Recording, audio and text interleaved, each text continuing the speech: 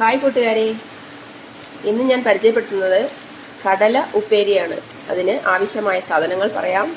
1/2 teaspoon മുളക് പൊടി, 1 നുള്ള് മഞ്ഞൾപ്പൊടി, 1/4 ടീസ്പൂൺ കടുക്, ഒരു തേങ്ങയുടെ പകുതിയുടെ പകുതി ചിരവിയെടുത്തത്, 10 അല്ലി വെളുത്ത ഉള്ളി, ഒരു പിടി കറിവേപ്പില, ഒരു 10-20 എണ്ണം ചെറിയ ഉള്ളി. ഇത് കഴുകിയെടുത്ത് തോല് കളഞ്ഞ് വെച്ചതാണ്. 1/2 കിലോ കടല വെള്ളത്തിൽ കുതിർത്ത് ഉപ്പിട്ട് കുക്കറിൽ 4 വിസിലടിച്ച് വേവിച്ചെടുത്തതും, കൂടാതെ വെളിച്ചെണ്ണയും.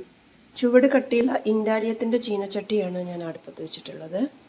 എണ്ണ ഒരു 3 ടീസ്പൂൺ ഒഴിച്ചിട്ടുണ്ട്. ചൂടായി വന്നിട്ടുണ്ട്. അതിലേക്ക് ഞാൻ കടുക് ഇട്ട് കൊടുക്കുകയാണ്.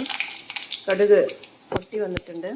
അതിനുശേഷം ഈ വെളുത്തുള്ളിയും കറിവേപ്പിലയും ചുവന്നുള്ളിയും കൂടി ചെറിയ മിക്സിയുടെ ജാറിലൊന്ന് ചതച്ചെടുത്തതാണ്. ഇത് നമുക്കിതിലേക്ക് ചേർത്ത് കൊടുക്കാം. എന്നിട്ട് തീ ഒന്ന് സ്ലോ ആക്കണം. നല്ലോണം മൊരിഞ്ഞ് വരുന്നത് വരെ ഇളക്കി കൊടുക്കാം. ഇത് നന്നായിട്ട് മൊരിഞ്ഞ് വരുന്നതിന് വേണ്ടി നമുക്ക് 1 നുള്ള് ഉപ്പ് കൂടി ഇതിലേക്ക് ചേർത്ത് കൊടുക്കാം.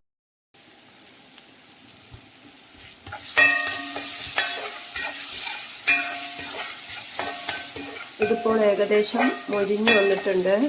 ഇതിലേക്ക് നാളികേരമാണ് ചേർത്ത് കൊടുക്കുന്നത്. നാളികേരവും നന്നായി ഇതിനോട് യോജിപ്പിച്ച് കൊടുക്കുക. നന്നായിട്ട് ഇളക്കുക. വല്ലാതെ മൊരിയുകയൊന്നും വേണ്ട.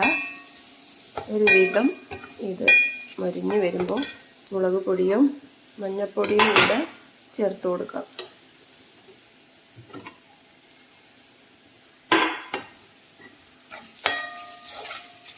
അപ്പോൾ ഇതിൻ്റെ കളറൊക്കെ ഒന്ന് മാറി വന്നു ഒരു ചുവന്ന നിറം വന്നിട്ടുണ്ടാവും. ഇതിന് ശേഷം നമ്മളിതിലേക്ക്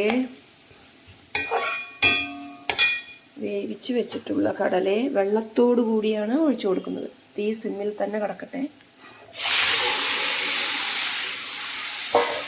ഈ വെള്ളം കളഞ്ഞു കഴിഞ്ഞാൽ അതിൻ്റെ ടേസ്റ്റ് നഷ്ടപ്പെടും.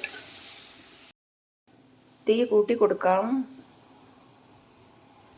ഈ വെള്ളം മുഴുവൻ വറ്റുന്നത് വരെ ഇത് തിളക്കട്ടെ. ഇപ്പോൾ ഇതിൻ്റെ വെള്ളമെല്ലാം വറ്റി വന്നിട്ടുണ്ട്. അതിനുശേഷം തീ സിമ്മിലിട്ടിട്ട് ഒരു 5 മിനിറ്റ് ഇതിങ്ങനെ ഇളക്കി കൊടുക്കണം.